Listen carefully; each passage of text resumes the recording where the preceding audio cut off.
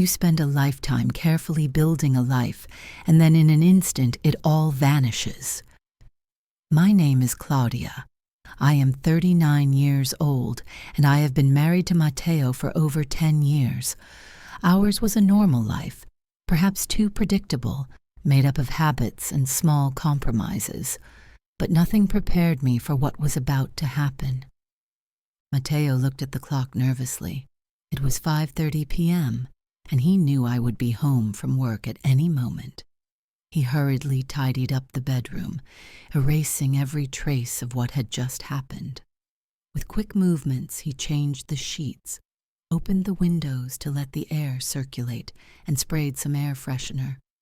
Just as he was about to leave the room, he noticed a long blonde hair on the pillow.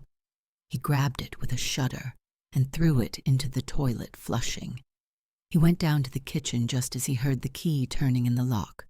I entered, tired but smiling, ready to talk about my day. Matteo welcomed me with a kiss on the cheek, trying to appear as natural as possible. "How was your day?" he asked with feigned nonchalance. "As usual, a lot of work. And yours?" "Don't worry, I've been working from home for a bit," he replied, looking away. But I didn't know that was only half the truth. In the afternoon, Chiara, my sister, stopped by his house as had been happening regularly for a few months. What started as an innocent flirtation had turned into a clandestine relationship that made Matteo feel excited and guilty at the same time. During dinner, I talked about this and that, unaware of the storm stirring inside him. Matteo nodded absently, but his mind was still full of memories of the afternoon with Chiara. Her scent seemed to linger on his skin, despite the shower. "By the way," I said suddenly, "my sister is coming over this weekend. He argued with Paolo again and needs to take a break." Matteo almost choked on the morsel he was eating. "Really? Wouldn't it be better if he went to your parents?" "He says he needs a change of scenery, and then, he hasn't been getting along so well with Mum lately." Matteo nodded, trying to mask the panic that was attacking him. An entire weekend with Chiara at home, under my eyes. How would they have managed the situation without being discovered? The following days passed in an atmosphere of growing tension. Matteo was nervous and short-tempered, and I attributed his behavior to work stress. On Friday evening, Chiara arrived with a large suitcase, as if she were going to stay for weeks instead of a couple of days. Dinner was torture for Matteo. Sitting between me and Chiara, he tried to behave normally, but he felt Chiara's gaze on him, full of implications. Every now and then their hands touched, as if by chance, under the table, causing him shivers of excitement and feelings of guilt. I didn't seem to notice anything, completely busy consoling Chiara for her problems with Paolo. Matteo, on the other hand, felt more and more uncomfortable, listening to my sister complain about her husband, knowing that he was the real cause of the crisis in their marriage. The night was even worse. Matteo couldn't sleep, aware that Chiara was sleeping in the next room. Several times he was tempted to get up with an excuse to go to her, but the fear of being discovered held him back. The next day the atmosphere was electric. I proposed a trip out of town to distract my sister, but Chiara said she didn't feel well and preferred to stay at home. Matteo offered to stay with her, using the excuse of having to work. As soon as I left, Chiara joined him in his study. They kissed passionately, as if they hadn't seen each other in weeks instead of a few days. "I missed you so much," Chiara whispered. "You too, but we have to be careful. Claudia could return at any moment." They lost themselves in ever more intense effusions, regardless of the danger. They were interrupted by the ringing of the doorbell. Matteo jumped up, alarmed. "Were you expecting someone?" asked Chiara. "No, it will be a courier. Go upstairs. I'll take care of it." Matteo quickly composed himself and went to open the door. To his horror, he found himself confronted by Paolo, Chiara's husband. "Where is my wife?" the man asked in a threatening tone. "Paolo, what are you doing here?" "I know everything, Matteo. I know about you and Chiara. Did you really think you could get away with it?" Matteo felt his blood freeze in his veins. "I don't know what you're talking about. Chiara is here to spend a while with her sister. That's all." "Don't take me for a fool," Paolo shouted, pushing him against the wall. "I have proof of your meetings, of your messages. I know you've been seeing each other for months behind my back. Where? What would you do in Paolo's place? Would you forgive such a devastating betrayal or end all relationships? Write me in the comments. I want to know your thoughts." That scene was interrupted by a scream. Chiara had appeared at the top of the stairs, pale as a sheet. "Paolo, what are you doing here?" The man looked at her with contempt. "I came to take back what is mine and settle accounts with this bastard."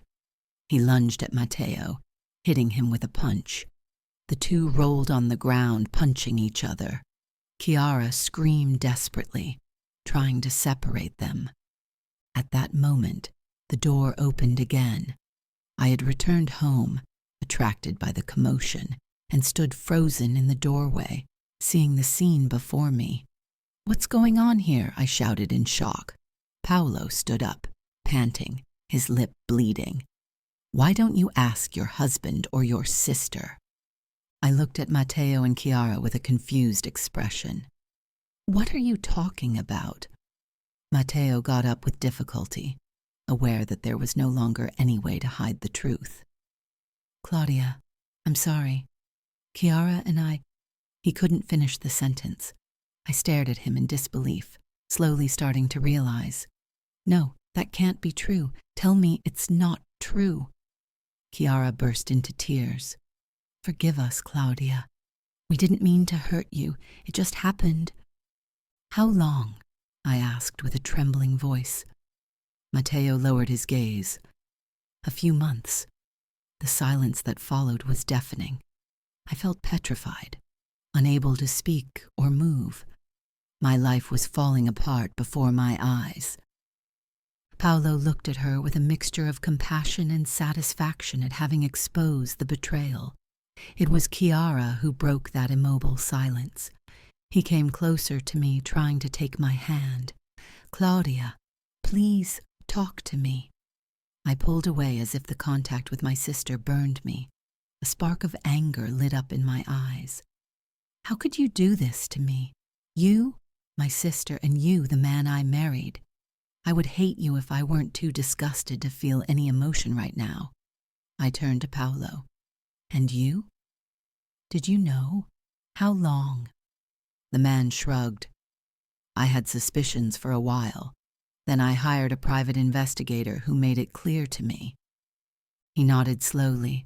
Then with a lightning-fast gesture, I took off my wedding ring and threw it at Matteo's feet. "It's over. I don't want to see you anymore. None of you. Disappear from my life." I turned to leave, but Matteo held me by the arm. "Wait, Claudia. We can talk about it. We can try to fix things." I looked at him coldly. "There's nothing to fix. You destroyed everything I believed in. Our marriage, my family. Nothing exists anymore."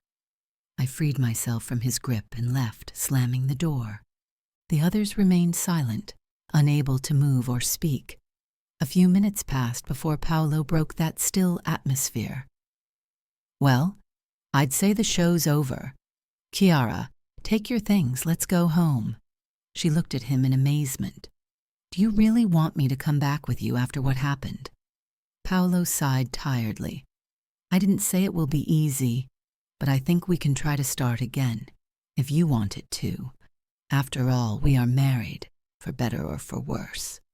Chiara hesitated, looking at Matteo as if looking for a sign.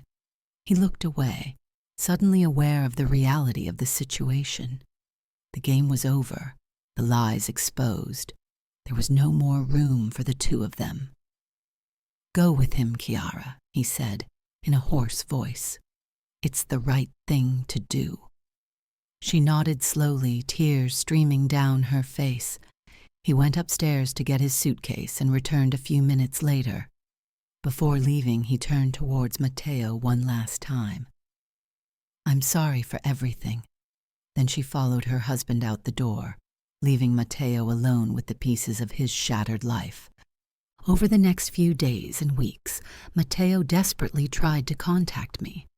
She sent me dozens of apologetic messages and emails, called me countless times, even lurked under my office, but I seemed to have disappeared into thin air.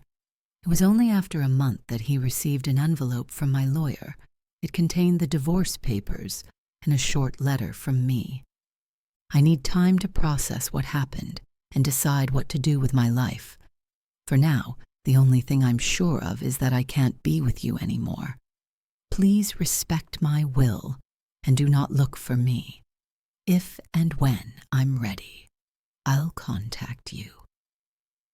Matteo reread those lines dozens of times, searching in vain for a glimmer of hope between the words, but he knew there was nothing left to do. With his actions, he had destroyed his marriage and, perhaps, irreparably compromised the relationship between me and my sister. As he signed the divorce papers, he wondered if one day he would be able to forgive himself for the pain he had caused. But the answer, for now, seemed to be no.